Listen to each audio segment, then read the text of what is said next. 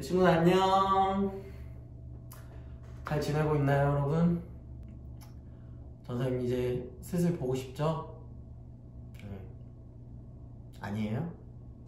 어쩔 수 없죠. 네. 우리 친구들 선생님 조금 보고 싶죠? 네, 많이 보고 싶은 친구도 있을 거예요. 선생님은 우리 친구들 너무 보고 싶은데 참 얼굴 까먹을 정도로 너무 못 본 것 같습니다. 그래서 너무 안타깝고 많이 아쉬운 상황 가운데 있지만 우리가 여러분들의 삶의 자리에서 꼭 이 영상을 틀어서 예배하였으면 좋겠습니다. 먼저 기도할게요. 사랑의 하나님, 은혜 사랑에 감사합니다. 하나님 우리를 사랑하셔서 이 영상을 틀어서 예배할 수 있도록 인도하심에 감사합니다.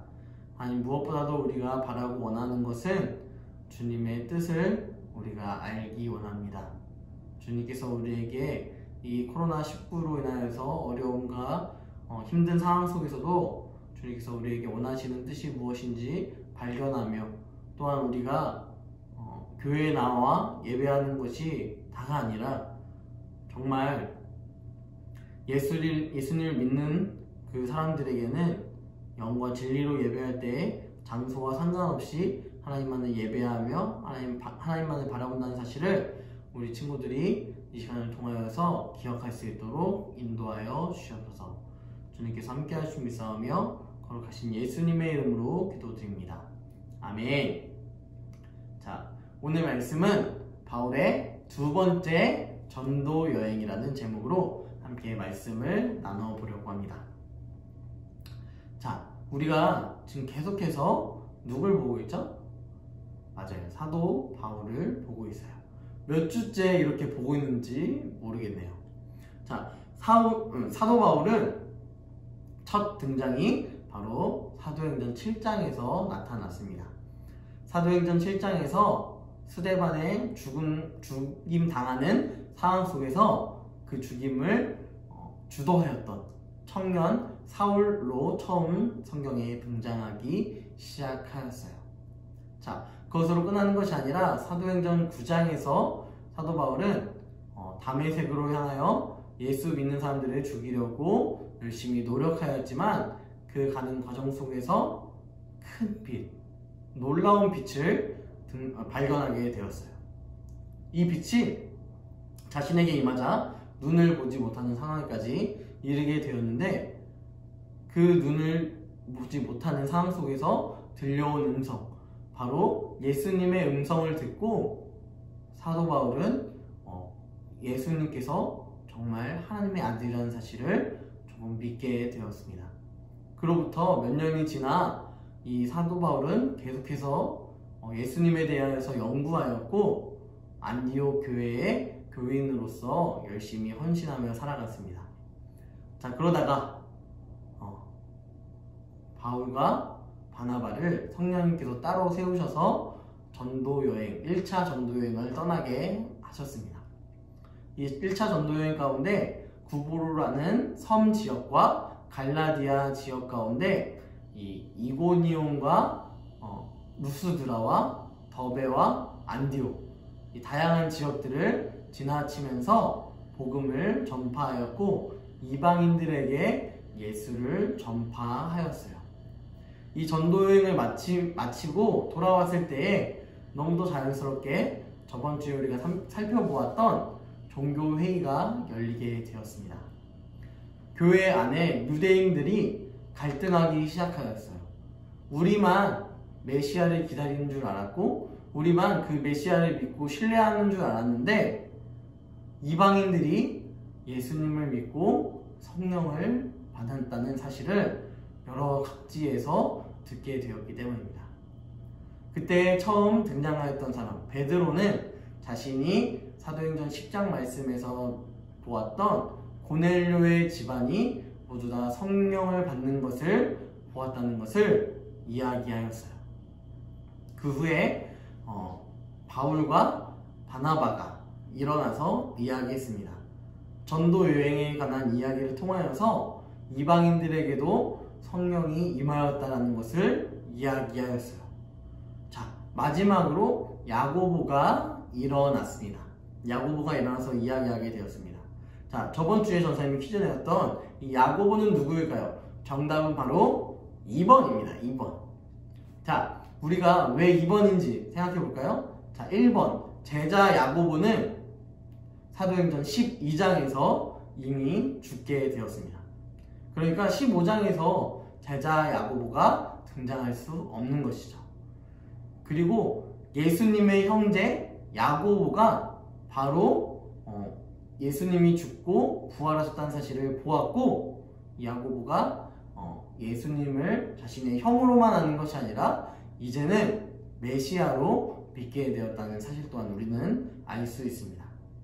이것은 전사님이 지금 지어서 얘기하는 게 아니라 야고보서 1장 1절 말씀에 등장하는 야고보가 자신을 표현할 때 예수님의 형제라는 사실을 나타내는 것을 보면서 야고보가 이 야고보는 바로 예수님의 형제 야고보구나 라는 것 또한 우리는 반증으로 알 수 있게 되는 것이죠.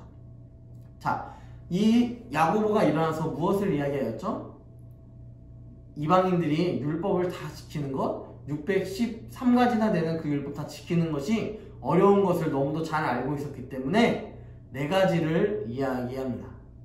우상, 그리고 음행, 목매어 죽은 것, 그리고 이것들을 피하는 자들, 피하는 것을 잘 지키면 율법을 지킨 것과 같은 것으로 이방인들에게 쳐줘야 한다 라고 이야기하였습니다. 그 이야기를 편지로 써서 이제 이방인들에게 전하기 위하여서 바울과 바나바를 다시 1차 전도 여행을 떠났던 지역으로 다시 돌려보내고 있는 장면이 저번 주에 보았던 말씀입니다. 자, 15장 마지막 절쯤에 가면 이제 사도 바울과 바나바가 다투기 시작하였어요. 무엇 때문에 다투었는가? 바로 1차 전도여행을 함께 떠났던 마가 요한을 데리고 갈 것인가 혹은 데려가지 않을 것인가를 두고 싸우기 시작하였습니다. 바나바는 이 마가 요한을 데리고 가고 싶어 했지만 사도 바울은 그렇지 않았어요. 마가 요한을 데리고 간다면 또 다시 우리의 마음을 힘들게 할 것이다 라고 생각했기 때문입니다. 그래서 결국 두 사람, 바울과 바나바는 각자의 길을 가게 되었어요. 그 중에서 바울은 실라라는 사람과 함께 전도 여행을 2차로 떠나게 되었습니다. 이들의 전도 여행, 2차 전도 여행의 처음은 바로 이러하였어요. 1차 전도 여행 때 거쳐갔던 이 갈라디아 지역을 거쳐가면서 이방인 중에 그리스도인들에게 격려가 필요하다는 것을 알고 있었고, 또한 예루살렘 회의를 통하여서 결정되었던 회의의 내용들을 전달하려고 하였어요. 그 전달을 마친 후에 사울은 자신이 가고 싶었던 지역이 있었습니다. 하지만 드로아라는 지역에서 사도 바울은 환상을 보게 되었는데, 마게도냐 지역에 있는 한 사람이 자신에게 손짓하고 있는 것을 보았습니다. 건너와서 우리를 도우라. 이 모습을 보고 사도 바울은 자신의 목적지를 이제 다시 변경시키기 시작하였어요. 마게도냐로 들어가게 되었습니다. 그 중에서 첫 번째 도착하였던 지역이 바로 빌립보 지역입니다. 오늘 이 말씀 2차, 두 번째 전도 여행의 오늘 말씀의 주요 말씀은 바로 사도행전 16장 말씀이에요. 자, 빌립보 지역으로 처음 들어갔습니다. 들어가서 사도 바울과 실라가 이제 복음을 전파할 때 어떻게 해야 할까 생각하고 있다가 자주색 옷감을 파는 루디아라는 여인과 맞닥뜨리게 되었어요. 이 여인이 얼마나 복음을 잘 받아들였는지 이 빌립보 지역에 교회가 없자 자신의 집을 교회로 사용하기까지 할 정도로 교회 안에 열심을 내었던 사람이었습니다. 자, 이렇게 복음을 전파하고 그의 집안 사람들, 루디아의 집안 모든 사람들 또한 성령으로 세례를 받았고 예수님을 믿게 되었어요. 이후에 바울과 실라는 점치는 일로 주인들에게 이익을 주는 한 여인을 만나게 되었습니다. 이 여인은 계속해서 이야기하기 시작하였어요. 자, 무엇을 이야기하였을까요? 무엇을 이야기했을까요? 자, 그가 17절 말씀, 사도행전 16장 17절 말씀이에요. 그가 바울과 우리를 따라와 소리질러 이르되 이 사람들은 지극히 높은 하나님의 종으로서 구원의 길을 너희에게 전하는 자라 하며. 여러분, 이 말씀을 귀신 들린 여인이 할 때에 여러분 어떻게 보면 사도 바울과 실라가 굳이 하나님을 증거하지 않아도 누군가가 증거하고 있어요. 어떻게 보면 손 안 대고 코 푸는 그런 편리함을 가질 수 있는 상황이었을 수 있습니다. 하지만 바울과 실라는 이 모습이 좋게 보이지 않았어요. 왜냐하면 이 당시에 귀신 들린 여인이 이렇게 이야기한다면 많은 사람들은 생각했을 것입니다. 하나님이라는 것이 있다고? 하지만 그것도 저 귀신 들린 여인처럼 그저 귀신 중에 하나일 거야. 이 당시에는 다신론, 그러니까 다양한 신들이 존재한다라고 믿었었기 때문에 이런 생각이 너무도 자연스러웠던 것이죠. 그런데 바울과 신라가 증거하고 있는 분은 누구입니까? 오직 유일하신 한 분, 바로 하나님이셨어요. 그리고 또한 그분의 하나뿐인 아들 독생자 예수 그리스도를 전파하는 것이었습니다. 이 일에 걸림돌이 없으려면 먼저 이 귀신 들린 여인이 자꾸만 하나님에 대하여서 이야기하는 것을 막아야만 했어요. 그래서 바울과 실라가 이 사람에게 이야기합니다.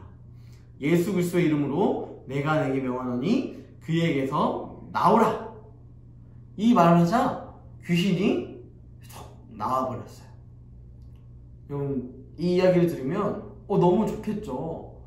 아니, 귀신 들렸던 사람이 이제 귀신에서 풀려나서 자기 인생을 살아갈 수 있는데 얼마나 행복합니까?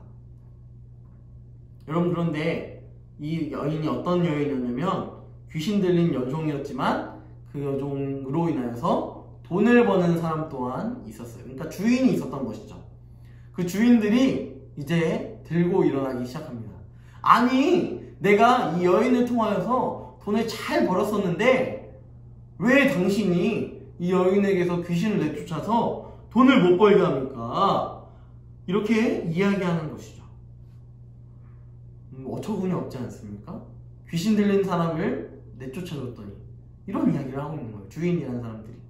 자, 게다가 이 바울과 실라를 감옥에 가두기까지 하는 것을 우리는 볼 수 있습니다. 그럼 감옥에 가두었을 때 감옥에 그냥 바로 가두는 것이 아니라 많이 친 후에 옷을 찢고 매로 치고 많이 쳤다고 이야기 나와 있어요. 그러니까 온몸이 막 퉁퉁 부어있고 상처인 그 상황 속에서 바울과 실라가 지금 감옥에 갇혀 있는 것입니다. 그런데 이 감옥 안에서 바울과 실라가 야, 너 아프지? 나도 너무 아파. 우리 빨리 다시 안디옥으로 돌아갈까? 이렇게 이야기하는 것이 아니에요. 그 감옥에서 바울과 실라가 하나님을 찬양하고 있었던 것을 우리는 볼 수 있습니다. 기도하고 찬양하는 모습을 죄수들도 함께 보았어요. 자, 그때 갑자기 급한 지진이 나기 시작했어요. 오, 지진이 막 울리니까 깜짝 놀라기 시작하고 두렵기 시작했어요. 그런데 정말 특이한 하나의 사건이 발생했는데 바로 옥문이 열리기 시작하였다는 것입니다. 이 옥문이 열리자 옥문이 열리자 많은 사람들이 도망을 치려고 하였어요. 그때 지진으로 인해서 이 간수가 자다가 깨었습니다. 그래서 옥문들이 열린 것을 보고 아, 죄수들이 다 도망갔구나 라고 생각하고 이 죄수들에 대한 그 책임을 내가 물어야 할 텐데 분명히 나를 죽일 거야. 차라리 내가 먼저 죽겠다 라고 이야기하면서 스스로의 목숨을 끊으려고 하였습니다. 그때 바울이 크게 소리 질렀어요. 간수, 내 몸을 절대 상하게 하지 마. 우리가 다 여기 있어 라고 이야기하였어요. 이에 간수가 너무도 놀라여서 등불을 들고 비추기 시작했어요. 정말 이 사람들이 있는 건가? 정말 이 사람들이 있는 건가? 내가 잘못 들은 게 아니겠지? 라고 하면서 바라보고 있었는데 죄인들이 그 자리에 있었습니다. 자, 간수가 이 모습을 보면서 바울과 신라 앞에 엎드리기 시작하였어요. 또한 그들을 감옥에서 데리고 나와서 이야기하였습니다. 선생님들, 어떻게 하면 구원을 받을 수 있습니까? 라고 이야기하였어요. 이 이야기를 하자 사도 바울이 대답하기 시작하였습니다. 어떠한 대답을 하였을까요? 자, 오늘 16장 31절 말씀에 나와 있습니다. 우리 같이 읽어볼까요? 자, 시작! 이르되 주 예수를 믿으라. 그리하면 너와 내 집이 구원을 받으리라 하고. 사도 바울이 이야기하는 이 내용, 예수를 믿을 때에 너와 내 집이 구원을 받는 이 사건이 발생한다라고 이야기하고 있는 것이죠.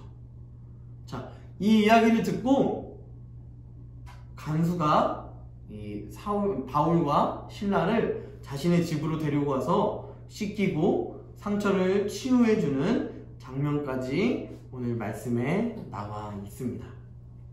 여러분, 루디아도 간수도 그리고 많은 사람들이 복음으로 인하여서 예수를 믿기 시작하였어요.